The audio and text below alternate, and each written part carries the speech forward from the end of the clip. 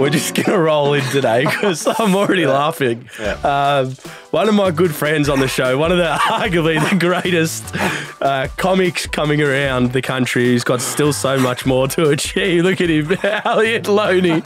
He's out of control. Jakey, it's good to be here, mate. He's got the sunnies on as well, don't you? Yeah. Well, my eyes are redder than the devil's dick. I've been doing stand-up every night, mate. It's all a blur. I haven't slept in days. I'm constantly on the edge. We started 45 minutes late, and he's actually just been here out the front eating scrambled eggs on toast for about 45 minutes, which would take 5 minutes to eat, by the way.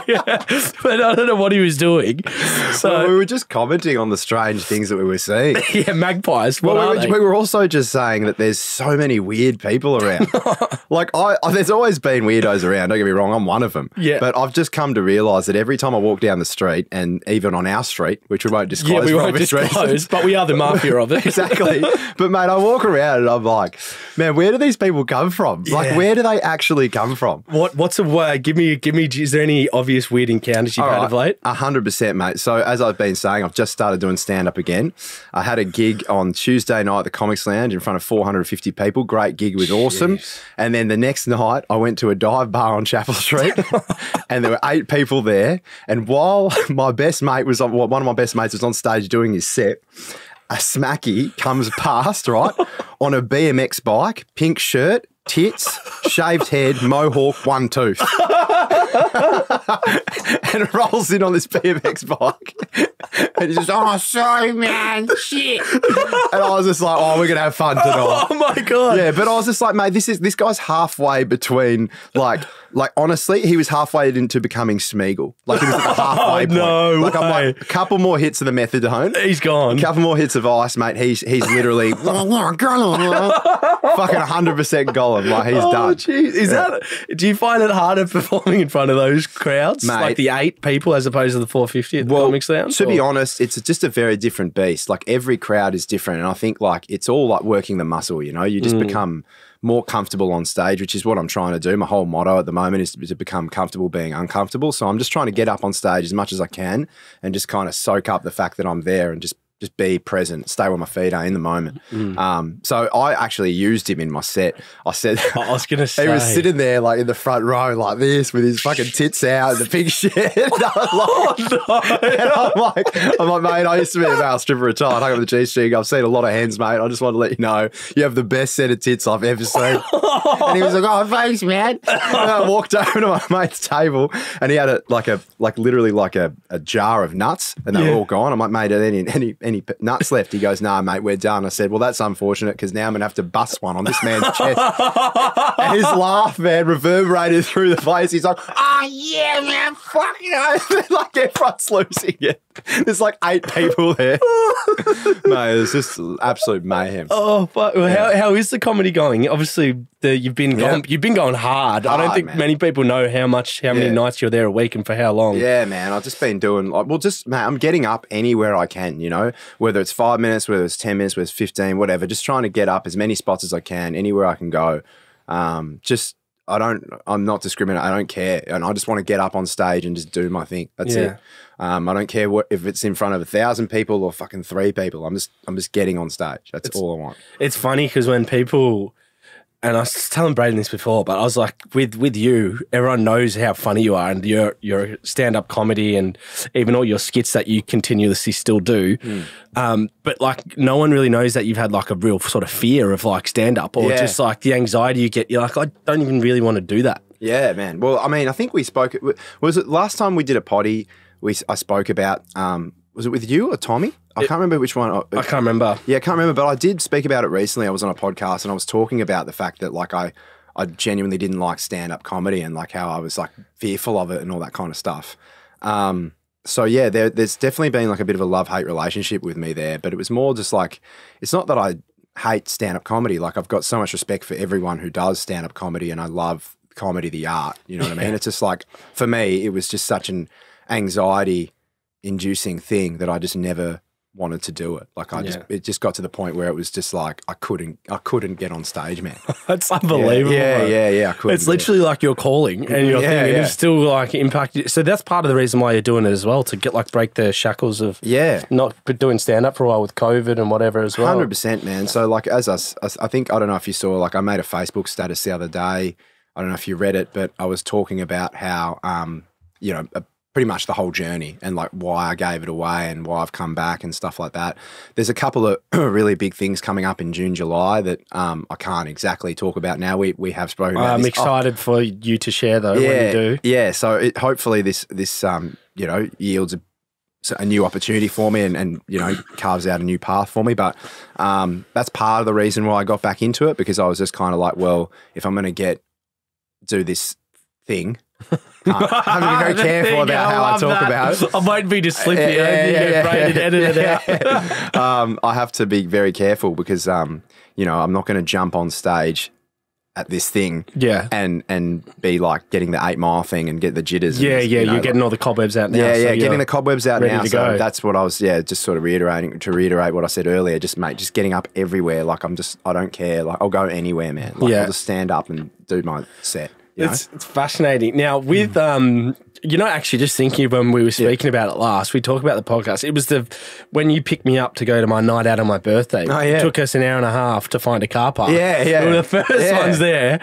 And almost the last ones to get inside because he just drove the same block. Yeah, I know. I think that's where we had this D&M about stand-up comedy. We did, man, but that was funny. But actually thinking about that, like the definition of insanity, doing the same thing over and over again, expecting a different result. Up. Yeah, 100%. Like we should have gone somewhere else, but we did the same loop. If it wasn't my birthday, we both said we would have gone home. Yeah, 100%. We would have given in. Yeah, we got there like last because when we got there, your booth was set up. There was like 40 blokes there. Like they were like, Jakey, where have you been? Fucking been. Hey, boys. Sorry, mate. Uber Elliot fucking around over there. Guys. Yeah, Jesus. Yeah. No, but one of the most notable things, which we'll talk about, is obviously your hectic month of December, January, even a bit of Feb with the Oz Open. Yeah. Now it's like this is where the D grade Elliot comes out. Obviously, this Z grade, mate. Z grade. Obviously, now we're with what's coming up, it's going to be slightly different. But historically, what would you normally be doing? Like while Nick and Thanasi are away, aside from batting me Johnson, like what is it? What is it you want to know? Well, like, do you know what I mean? Like, because you're literally front and center everywhere, and then it's like he's forgotten, and then he comes back. Yeah, I saw a comment actually on Facebook about that. They were like, Elliot's like the Mariah Carey of tennis. Like he comes out once a year, like she does on the Christmas album or something. But yeah, no, it's I don't know. Like I think because I guess over the last few years I've had that big fear of stand up.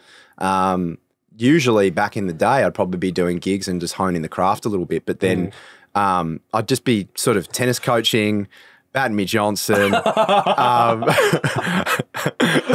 Jesus Christ. getting doughies from chicks. Yeah. Like, just, mate, honestly, just, I don't know, just trying to fill my time with anything that I can get my hands on, really. But seriously, like it's very different now that I'm in that, like a completely different headspace as I have been for the last few years. So mate, just filling my time with, I do like a few influencer thought type things where I'll do like a few. You do them well. Yeah, well, like Cocky said on the last podcast with Tommy Sheridan, he was like, you're like a NASCAR during the Oz Open, you'll just slap anything. And I was like, mate, 100%. Like, that is like such a good analogy. It's just true though, mate. Like I'll take it, like it's awesome. So, but people don't understand with that, with you, is that you're actual very knowledgeable and you're actually very good at tennis too. So for you, I know there's a bit of added focus to like actually get a bit more sort of credibility where you can speak on tennis as opposed to be the humour aspect. Well, that would be I think I'd love to do that as well. And I think every year I'm starting to do more and more stuff. Like 9 have been really good in sort of like, I guess like holding my hand through it and giving me more and more spots and more attention and stuff, which has been good. So every year I started off doing like all the gags and stuff, but now I feel like it's swung a little bit and I'm doing like 50% gags, 50% like actual candid chats about tennis. Yeah. Because like I do coach tennis. I did play like a hell of a lot of tennis as a kid and I still really enjoy a social hit. And so like I do watch a lot as well. So like I feel like I do have like a perspective on it. Yeah, which is good. Yeah. And like I think I can, because I'm not a professional player, or I'm just like sort of like a I feel like I'm pretty relatable to the everyday man. Yeah, which is that in every other sport is huge. Yeah. Like in other sports, fan content, as you could say. Exactly.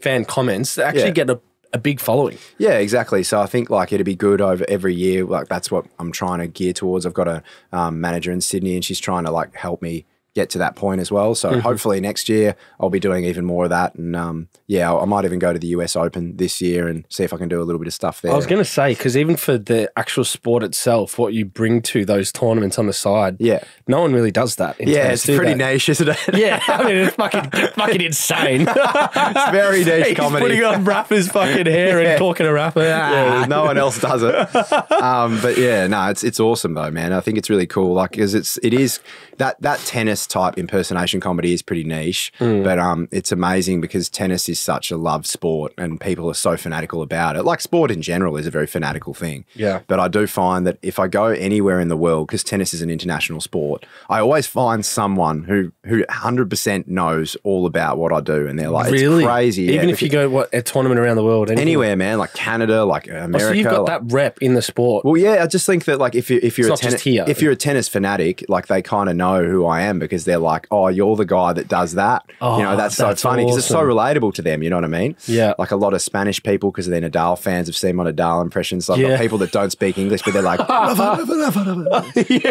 way. Yeah. So it's happened like a fair bit, which is really cool to me. I find that really cool. Which one of your tennis impressions gets the most traction? Oh, it'd definitely be Rafa. Is it Rafa? Has he seen it? I believe he has. I've heard that he has. Okay. But and like, you know, I think there is a video somewhere online of me in Montreal with Nick, with Kyrgios and Matt Reed, and we're on the court, and he came onto the practice court next to us, and I was in the pink shirt for some reason. I might have just done an impression of Rafa, and we literally locked eyes, and there's a video of him on camera like looking at me and giving me the like I know who you are. You're busted. Yeah, I know who you are. You know, like he's definitely like I've heard quite a few people say that he's seen it. I wonder does he like it? Who knows? I reckon he would. I reckon he would. I think you do a good impression of him. Yeah, I mean, at this point, maybe at first he probably didn't know how to handle it and stuff. But I think like, you know, if anyone has a good sense of humor, they know that I'm just like taking the mickey. You know, I'm not like seriously. No. Of course, yeah, like, it comes with good intent. Exactly, man. Like I feel like that's one of the things I've said oftentimes about Nick Kyrgios, because mate, he's like got a great sense of humor. You know, I've been doing impersonations of him for ages, but he knows it's all love. You know, it's literally the way. The funny thing, I've never seen him watch you do the hats. Yeah, like the hat to the side, the Boston Celtics jersey. Yeah, it's so funny. He always brings that up. He's like, bro, I never wear hats, bro. Why are you doing that, bro? Yeah, because you have this, and one of the things I've spoken to you about, which is fascinating. I would say it's a skill, but it's also an illness. But if you spend a long enough time with someone, because you have an incredibly long list, which maybe we'll do a couple of, but incredibly long list of some of your impressions of who you can do. I was so surprised with how long this list was. But then you alluded to me going like, no, there's like if I spend enough time with a person, I can literally start to pick up like their tendencies and their vocal like aspects, and I can impersonate it. Yeah. Which is so crazy. That's weird, man. It's really weird. Like I feel like I've definitely got some sort of disorder. Eh? Like, there's got to be undiagnosed. But there's definitely something weird going on. It's so strange, man. Because as long as I can remember, it's such a strange thing to say. I've probably like. How do I explain this? Like drummed it out of myself over the years and become a little bit more normal.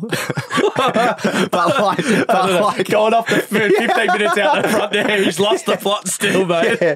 But what I mean by that, man, is like it's just funny because like when I was a kid, I just remember like, and this is gonna sound so crook, but I just remember like because I was an only child and stuff, I would just like sit there and watch people.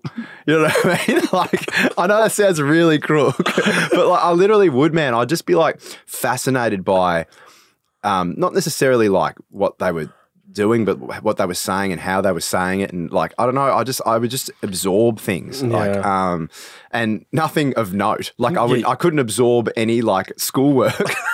I couldn't absorb anything like on a maths test. Yeah. You know, like they asked me like 1 + 1 was, I'd look at them like they had 4 heads. I'd be like, I don't know, bro. I remember in like year 1, man, they were doing dot to dot. Like how simple's dot to dot, right? Yeah. I vividly remember being in year 1 and this teacher like literally like throwing pens around the room because she was sitting with me, grade 1, me being like, no, it's 1, 2, 3. I was going like 1, 8, 5. Like, I couldn't work it out. Like that's how dumb I was with maths and stuff. But I had this crazy innate ability just to like read people and like pick up on like, I don't know, like emotional energy and stuff. Like I always knew, I could always pick up on someone's intentions. I could always pick up on the way they were speaking. Like it was weird, man. I had like this crazy, one side of my brain was like so advanced and the other side of my brain was like literally borderline, like not there. like the dumbest. Yeah. Yeah. Really? Like, yeah. That Like, is unbelievable. Yeah. So like I was almost like, I know this is going to sound outrageous, but in one way, like people would say like I was like the smartest dumb person they ever met. Like I was a genius in one part, but then like the dumbest person That's ever. fascinating. Yeah. It's crazy, man. My goodness. Yeah, because speaking of one of my favourite skits, which we actually should talk about this whole thing in general, but one of my favourite recent skits that I think blew up on socials was Johnny Depp and Amber Heard. Yeah. Which, the most outrageous fucking court case I've ever seen. Have you been watching it? It's all over my TikTok. It's all I see, man. Holy shit. I'm like, I don't know why the algorithm's favouring it so much, but it's everywhere, isn't it? How's it come on TV? Do you know anything about it? Honestly, all I know is that like every time I go online, it's just always there. Like it's the only thing on my feed. Facebook, Instagram, TikTok, it's just there. Yeah, I actually did a bit of research on this because they, like, obviously Johnny Depp's law team is fucking destroying Amber. They're taking her to the cleaners at the moment. So these two people that he has representing him, they were doing like a bit of background on. Yeah. And they purposely put it in, I don't know where the state is that they're doing it, but they purposely put the court case there because you can stream it. And Johnny Depp's team have been the instrumental part of wanting to put it online. Yes. So I don't know if this is to completely fuck her image, like she's fucked his. I do think, like, I mean, people like have asked about this. I've spoken about this a little bit off air with people because it seems to be like quite a common talking point at the moment. Yeah. But I just think like obviously they're both a little bit whack. You can't like look at them and be like Johnny's 100% fine, but at the same time that Amber chick gets loose, bro. Like, as fuck. I think she's more in the wrong than Johnny for sure. Yeah. But I think like it's just funny because like she's not. I don't think that Amber Heard's really helping herself much. No. Like just because you can just kind of tell when someone's lying. Yeah. And I feel like the way she's like overcompensating all the time when she's on the stand is just like, you know, Johnny's so chill about everything. Yeah. And she's like always like pandering to the jury. She's like, believe me. Like, She's like, no, I definitely did not see that. And Johnny's just taking the piss. He's like, a mega pain, you know? Like, Can you give me some Johnny Depp, please? Well, Johnny sits there like he's literally like on the hezza, but no one seems to care. Yeah, I know. Yeah. So he'd sit there and be like,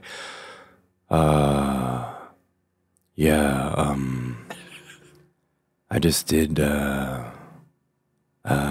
ice in the car park and bashed 5 women, but I'm Johnny Depp. And they're all just like, like, I feel like literally he can say anything, with his tone and like, the way he speaks, man, like he's just so charismatic, man. And he's just like, you can tell, like, I mean, I'll be very, very surprised if he doesn't win this case. I know it'll be a big shock, but I'm very it just makes me lose faith in humanity that this is interesting to us. Like, 100%. Gives a fuck. Bro. They're absolutely out of control. Out of control, bro. Yeah, out of control. Like they're fighting over. Someone took a shit on someone's bed. Like that's fucked. I don't understand that. She chopped his finger off apparently or something in Australia. Man, it's the loosest thing ever. But the funny thing is, man, to me, it's like, why are we so preoccupied with this? Like, there's just so many issues going on in the world right now, man. Like, I don't know why that's all over my feed. Like, Russia invaded Ukraine, and that's now like an afterthought. I know. Do you know what I mean? It's all Johnny Depp. And I'm like, hang on a second. Like, it's decent. I was talking about this. We actually spoke about this with Tommy on one of our podcasts. We're on the brink of World War III, mate. We're watching this shit. This is fucked. This society's fucked. Like the nuclear codes are like people have their finger on the pulse of that. And then Johnny Depp talking about a megaphone.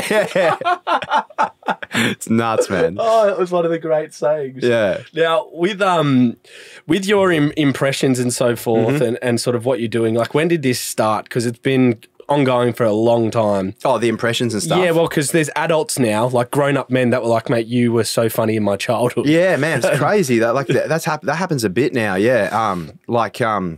So, for example, like even last night, I went and watched a mate of mine, Ibi Akbar. I don't know if you've seen his stuff. Yeah, I haven't watched any of it live. You know, he did the Palais Theatre last night. He's done, I think it was his 10th show ever. So I'll give you a little backstory here. I did a podcast with him not long ago. We met on the podcast, and I was just fascinated because I knew who he was, and I knew he was killing it. And like, I didn't even know that he would know who I was. And he was like, man, you're one of the reasons I got into comedy, man. No like, way, I watched your videos like when I was a kid and stuff. And like, I went to his show last night. It was inspiring for me to see because this guy sold out the Palais. Yeah. I'm like, wow. And I just find that really interesting because like, I forget because I've been around for a while now, and some of these comedians that are coming up, man, like they watch my videos when they were in high school and stuff.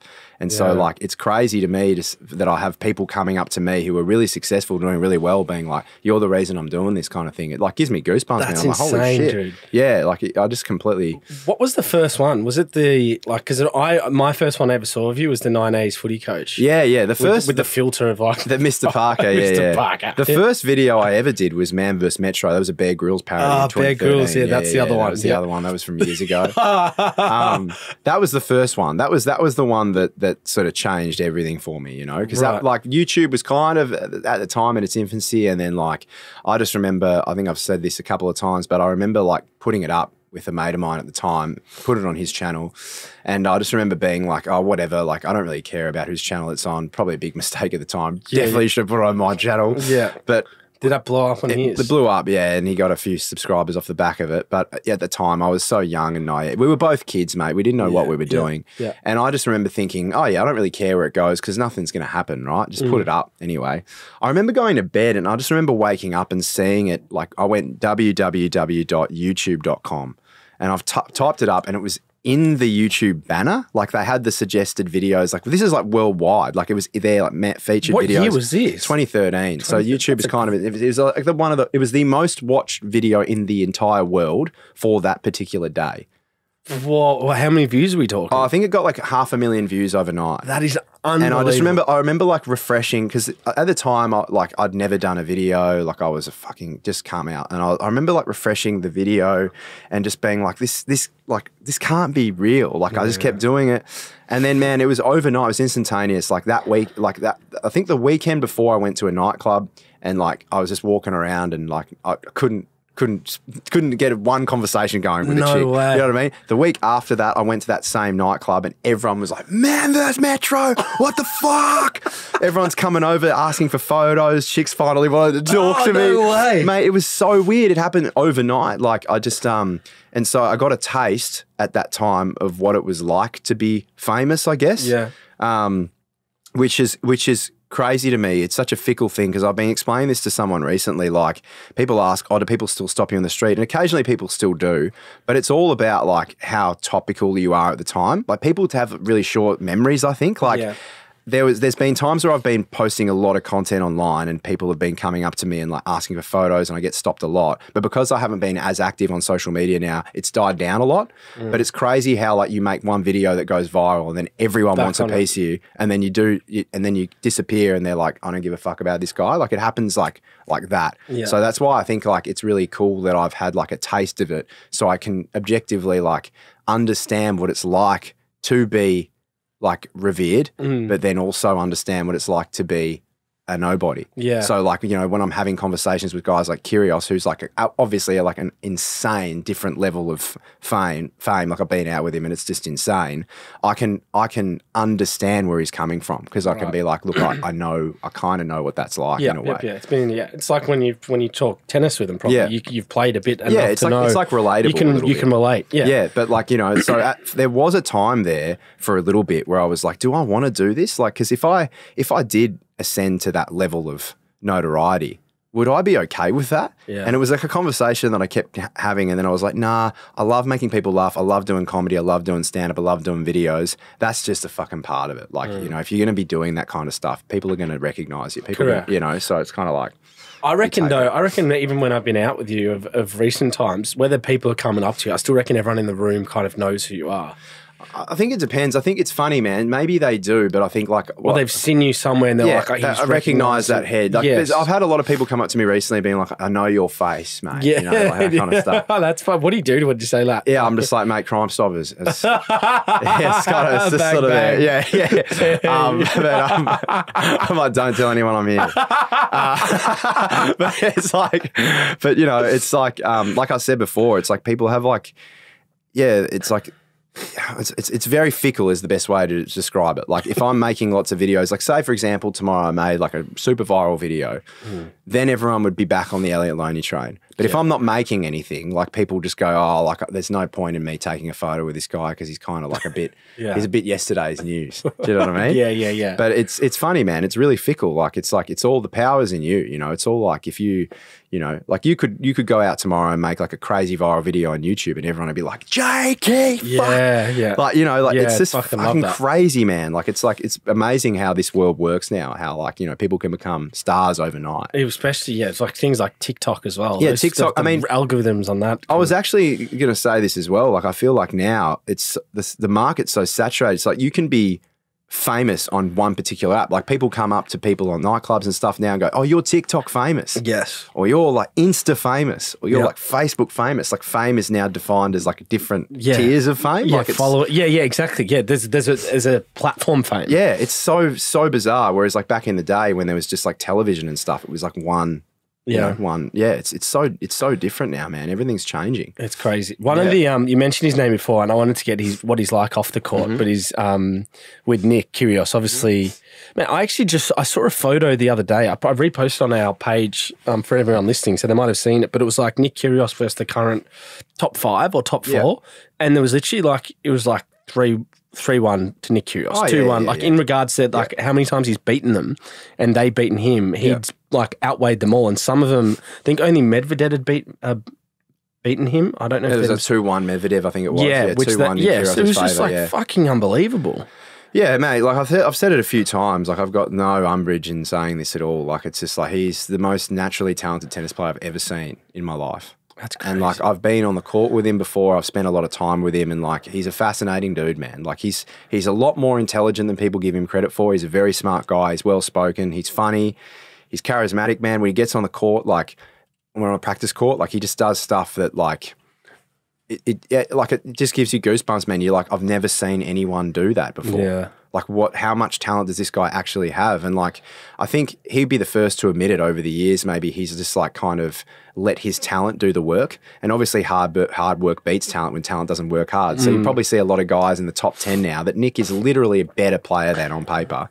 But Nick's not there because he's just chosen to have fun and have a bit more balance in his life. You know what I mean? Yeah. And people have kind of like ripped into him for that over the years. But I think where Nick's coming from, and I can absolutely understand where he's coming from, is like, he's so talented. He knows his tennis is going to be always there at that level. You know what I mean? Like if he wants to put in a little bit of work and do a little training block before Wimbledon, for example, he's one of the best grass court players in the world. He can just rock up maybe with like half as much practice as the next guy and still chop maybe people. Get a bloody, chop people. 16 or quarterfinal. 100%, man. So, you know, I think for him, it's just about like, he's a relatable character because like, mate, I've spent a lot of time with him. He's just like a good bloke, man. Like he's just a guy you'd love to have a beer with at a pub, mate. Like we've had when I'm with him, man, my face hurts from laughing so much. Like he's just a chill dude. You'd love to have a beer with him at the pub, and he's just so relatable in that sense because he's not these tennis robots that go out and like just drill balls all day and like, you know what I mean? That's probably why he cops so much shit too, because that sport specifically is so traditional. Yeah, exactly. And he breaks the mold. I think him and Thanasi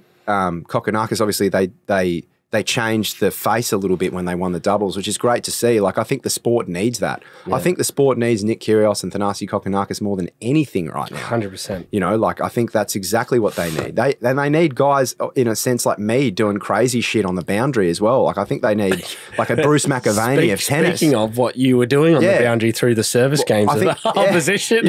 Was in question. Like that kind of shit. Yeah. You know, that I feel like the sport needs more of that. Otherwise, it's going to be left in the wayside. wayside, man, because, you know, soccer's becoming so massive in worldwide, becoming bigger in Australia now as well. Correct. And, you know, like rugby, footy, you know, like everything's, you know, it's going to be forgotten unless we can have more characters and personalities like that in the sport. Yeah, well, you know? because and it's only here for once a year that we're close to it. Unless you're a worldwide tennis fan, you're only watching it through January. Yeah, 100%. And I think most people who have never played tennis before and just see it roll around in January and they go, oh yeah, let's go to the tennis, they probably don't realise how big tennis is on an international scale. Yeah. Like that's the thing I really like about it. Like you can go pretty much anywhere in the world in like a third world subcontinent country and then like, you know, they still know what tennis is and they're still trying to have a hit. And it's like, you know, it's actually the reach of the sport is insane. It's massive. Yeah. It's massive. Insane. Even the prize money is fucking insane. Yeah. At the top tier level of the sport, like it's gnarly. But, you know, if you're not at the top, if you're not in the top 100 or I would even say top 80 these days, you're really struggling. Yeah. It's brutal, man. It's cutthroat. Okay. One of the talk about tennis. There we go. There. Now look, I haven't even mentioned he's got the sunglasses on, ladies and gentlemen. No, when you come up with creating content, what's your sort of like? Give me a bit of the creative insight of how you work with that, because you kind of do some grab things on trend and put the Elliot Loney spin on them. I probably, like, to be honest with you, man, I've definitely been lazy a little bit. Like I was at the Comics Lounge the other night, not going to name who said it, but like I saw a comedian I used to gig with. He's a super talented guy. He was actually one of the headline acts. And he's like, mate, it's really good to see you again. And like before we sort of went on stage, he sort of stopped. It was just us in the green room. And I just finished my set and he saw how like buzzing I was. And he goes, man, I hope you don't take this the wrong way, but like you are an incredibly like wasted talent. And I was kind of like, holy shit. And he was like, yeah, man, like, you know, I feel like you just need to figure out what you need to do, orient yourself and actually aim towards that. Because I know that you feel as if you can do so many different things, but you you need to like, you need to pigeonhole it. And I was just like, thanks. Like I kind of like really appreciated him saying that because I was like, you're probably right. I kind of do feel that way. And like what I was explaining a little bit earlier is like how my brain works so differently. Like I can't do a maths test. Mate, I can't do my times tables. Like I'm autistic with that shit. Like, really? I'm like, mate, I'm so bad at maths. But then if someone says to me, like, come up with 20 creative ideas, out the box ideas for this thing, I'll sit down for an hour and I'll have 100. Like it's not, I don't know, man. My brain works differently. Like creatively, I feel like it's always buzzing. And then like, if I try to do some maths, can't fire it up at all. That is so random. Yeah, it's so weird, man. I can't explain it, but yeah, my brain just works differently. Really, it does work differently. Have you gathered where you want to orient now? Because you've obviously doing stand-up comedy, but there's a bit of a purpose to that in the short term. I think obviously there's, like I said, there's that really big thing that's coming up for me in a couple of months, which will be on TV and stuff. It's going to come out soon, which I'm hoping will, you know, garner me a new audience and like maybe help me blow the shit off the fucking roof. Man. Yeah, fingers crossed, man. So I just think that's part of me getting back into stand-up, but I do need to start making more videos too and just get out there and just like start posting heaps more. Yeah. Like whether on TikTok or Instagram, because like I said before, that's all about like getting the notoriety and stuff. Like all the guys that blow up, they become topical and then that's when people want to get to know you again and talk about you and stuff like that. Bro, it fucking genuinely makes me happy when I see that shit from you. Yeah, just because like I literally like watched that. Like I watched the Johnny Depp one and Amber Heard. I'll touch on that because it's like this is why you put your spin on. You nailed Johnny Depp's like accent, and then Amber Heard comes down and you just implement like a smacky kind of vibe, and I'm like, there, that's the Elliot Loney twist, bro. Yeah, that's it, man. That's it. That's the weird stuff. But yeah, like even at the moment, like I'm doing a few brand deals at the moment, like coming up. Like I do like a few influencer thought things. Yeah. I'm doing something for Coca-Cola coming up. Fuck no, that's huge. Yeah, man. They asked me to come up with a few concepts and like my manager was like, oh, can you come up with a few concepts? I was like, yeah, probably. And I just sat down, man. It was like honestly like I just did it so quick, man. Really? Yeah, like it's crazy. Like, and it's funny because like I find that really interesting because like I only found out recently how much money is in creative advertising. Like, I can't believe how much these teams charge to come up with ideas and stuff. And that's actually what I used to do, man. I worked for a digital marketing agency a few years ago, and they would hire me to come in 2 days a week. They'd have a fucking team of people, like 15 people in a board meeting that were trying to come up with ideas. And I'd just go into a whiteboard and I'd have a look at the brief and I'd just go, have you thought about that? And they'd all be like, oh, fuck. God, no way. Yeah, literally, man. But how would you do what's the sort of comic relief, for example? Maybe don't use Coca-Cola for but like as a brand, like what do they do? Is it through advertising? Yeah, like I think TV, that's what they usually do. Like they TV hire like ads? creative advertising agencies to help them with their campaign. They'll be like, we want to do a campaign around this for this particular product. Can you help us come up with some ideas on how to market it or some funny ideas on how we can, get eyeballs on it kind of thing. Right. And they're throwing in, they've just got teams of people that are literally sitting around all day trying to be creative and come up with ideas and stuff like that. Okay. And I've always thought, like, I never really found myself in that space aside from when I was doing that, but it's just something that's always come really natural to me. Okay. So I'm like, creatively, that's probably something I could be doing in the future as well, because I don't know, because my brain's so fucking weird and I think so differently. Like it's incredible. Yeah, I think that's probably something that I could definitely see myself doing, because it's a blessing and a curse, because I'm thinking in backwards. Yeah, but it's special, man. And I think with what's coming up, it's pretty exciting, bro. Yeah, it's really exciting, man. I'm really excited, and like I think that's exactly what I needed to get myself up and going again. You know what I mean? Because I don't know. Did you read my Facebook post? I don't know if you saw it. No, I don't. Yeah, I don't even know if I follow you on Facebook. It's fine. Thanks, mate. Well, I don't actually use Facebook. But, no, that's fine, mate. Nice recovery. Yeah, I don't actually. Ladies and gentlemen. I'll leave the van. Why the fuck are you doing that fucking Elliot Loney, mate? Why are you doing Facebook posts? Oh yeah, I know, it's pretty redundant. People still use it, seriously. Yeah, people still do, but I had to use it because it was like, I felt like I needed to get off my chest, so I wrote everything that I'd sort of been experiencing and why. So I wrote this like pretty big, like I think it was like a 5-paragraph thing. Yeah, and I couldn't even fit it on Instagram, so I just thought, fair enough. I'll just post it on Facebook. People can read it if they want. So that's kind of what it was. And what was that along the lines of what you're talking about? Yeah, now? But man, just how bad things got. Like I think I sort of touched on it in the posts. If for anyone who wants to read it on my Facebook page, my comedy page. But is that like it's not your personal page? No, it's my comedy page. Right. But get around it, people. Yeah, get around it. But sort of what happened was, man, in 2015, 2016, I was gigging flat out. I was a finalist in Raw Comedy. I won like a stand-up comedy competition, and I felt like I was just like kind of on this trajectory.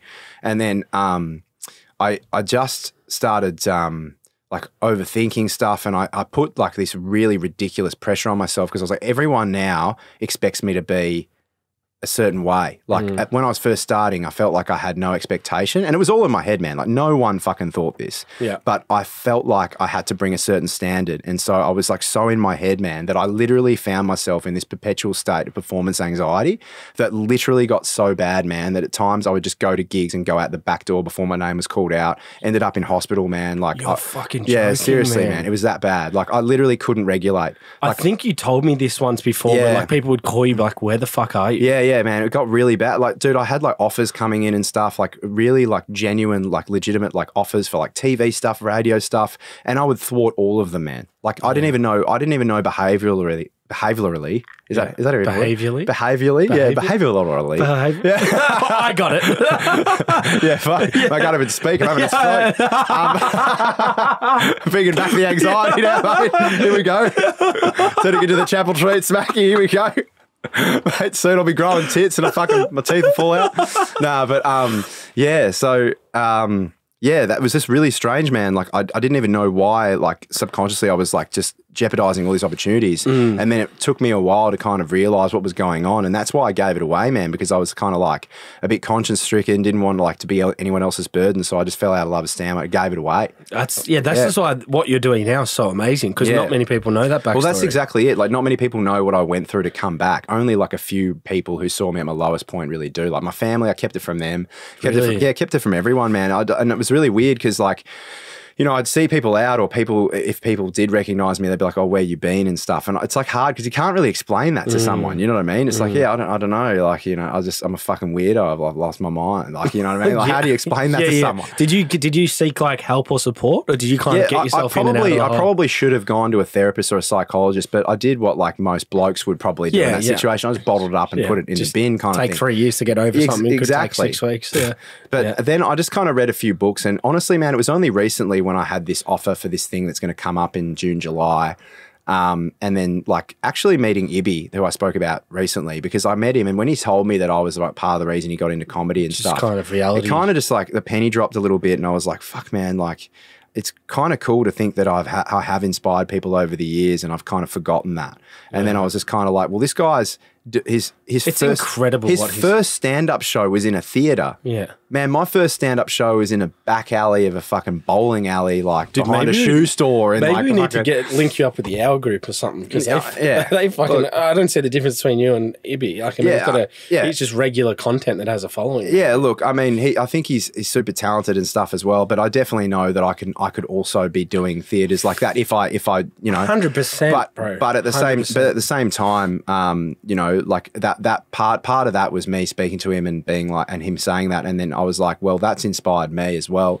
So that was part of it. And then the other thing that I've got coming up in June, July was part of it. But I'm so glad that it kind of got me out of it, because I changed my whole perspective. I just went, instead of putting all this pressure on myself to be the best all the time, or try to be the best, I just thought, look, I'm just going to try and become comfortable being uncomfortable, stay where my feet are, and just enjoy the process, man. I'm just enjoying being back up on stage. Like, when I'm on stage now, man, I feel bulletproof, not because I feel like I'm the best comedian or anything, just because I don't give a fuck. Yeah. I don't give a fuck anymore, man. Really? That must be liberating, bro. Man, honestly, like, that's the way I've got to think. Otherwise, I'm going to end up fucking in the cycle ward again. Like, because, mate, that's just the way, like, because people put so much pressure on themselves, and I was a victim of that, because I'm always been my own harshest critic. But then when I just kind of let go of that and said, no, I'm just going to go out there and just kind of enjoy myself and enjoy the fact that this is me in my purest form. And that's kind of like what I've been doing, man. I've been going to these comedy clubs, where they be, like the Comics Lounge, where it's 450 seats, or like a little place in Chapel Street with 8 people. Like, every time up there, I'm just smiling. I'm happy. I'm just glad I'm there. Yeah, that's crazy, man. Yeah. Fuck, must be. How does that feel? Does that feel like, do you feel liberated on stage? Do you feel like you belong there? 100%, man. 100%. I think, like, now, especially when I went and did the Comics Lounge on Tuesday, because that was the first, like, proper big gig that I'd done in ages, and the Comics Lounge brings a certain prestige with it. Like, it's very hard to get a spot there. You sort of have to be of a certain ilk, or like to actually even get a spot there. That's how like Melbourne's comedy club for like it's honestly the best comedy club in Australia, I reckon. Yeah. And like, the guys who run it are just ripping guys, and they've always been so nice to me, and giving me, like, the shirts off their back. Dan and Grant, shout out the boys. They're awesome. The Comics Lounge is unreal. If I give a little plug, if you ever want to go see a comedy show, mate, it's open pretty much 7 nights a week. I think maybe bar Mondays. But get down there, mate. Get yourself a little gold pass and just go in there and watch as much comedy as you can, because they have some unbelievable acts, and the guys there, they run a really good show. But mate, that's So how can people come watch you at the moment at there? Like, well, at the moment, or is it professionals only for when you're there? Well, yeah, it's more just like, I'm not really advertising it at the moment, because I'm still working through my shit. Like, so the materials, 100%. Like, I've got a lot of work to do with my writing. Like, as well, like I said, I'm very critical of myself. I record and film all my sets, watch them back, try and find out where I can make them better. Like, it takes a long time to write now. I'm trying to write every day again, but it's kind of like, man,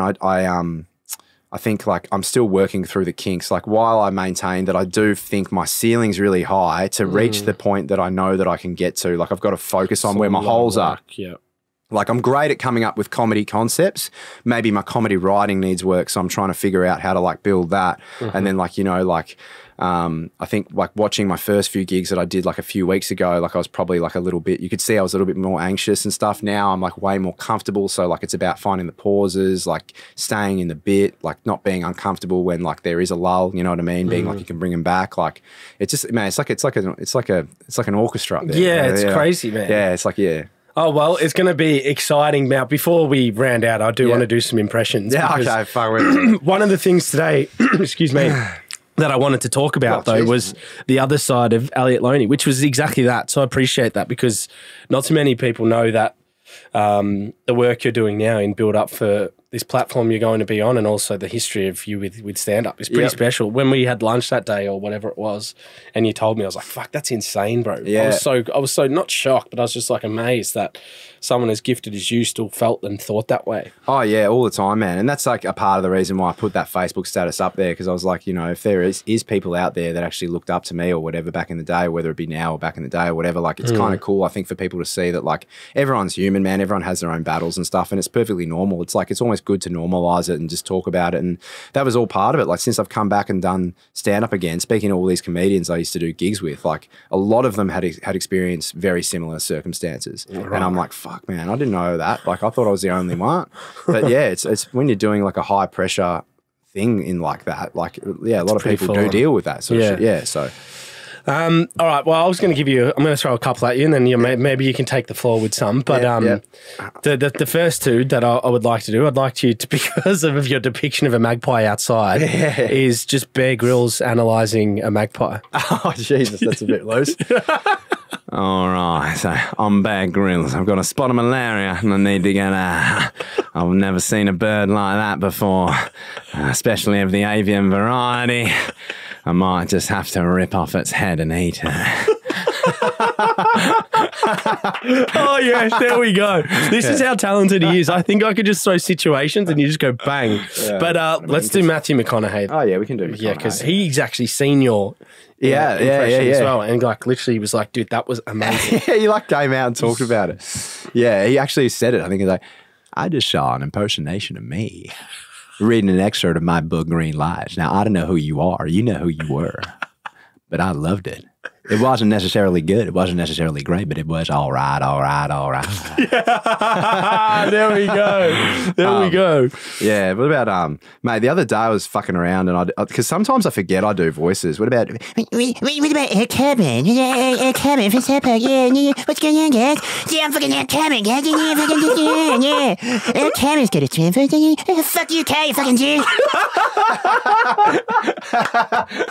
How do you do Cartman, bro? That's not even a voice. It's not even like a real thing. I completely forgot that I could do it. Cocky loves Gordon Ramsay, but I'm still working on it. But like Cocky just loves the way I say shit as Gordon Ramsay. Yeah, I just sit there and go, that's fucking shit. What's that? That's fucking shit. What do you call that? That's fucking shit. Oh, ladies and gentlemen, Elliot Loney, a stand-up king. Get around him. He's got a big few months coming up. Yeah. We are definitely going to stay posted. I know you'll announce it and share it with everyone soon, but mate, you're a superstar. No, thank you. We've got to get back to patrolling our street now. Make sure no trouble's mate. gone down. No, mate. I just had a look at the reflection of my salad in my phone. I'm surprised you didn't tell me about it, mate. It does not look great. Here we go. Thank you, everyone. We'll see you next week. Cheers.